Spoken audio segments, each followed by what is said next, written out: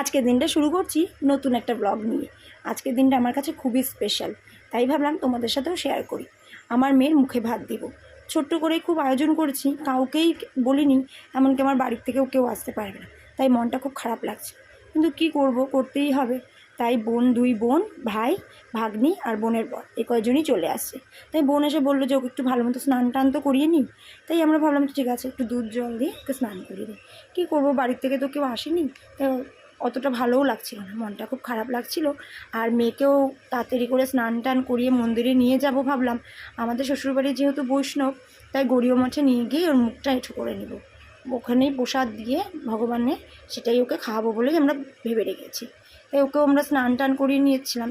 আর আমি এই ব্লগটা কিন্তু 3টে এপিসোডে আপনার দিকে দেবো, তো তোমরা 3টে ব্লগই আমার কিন্তু পুরোটাই দেখবে। আর তোমরা কিন্তু অবশ্যই জানাবে সেদিন আমার মেয়েকে কেমন লাগছিল। তো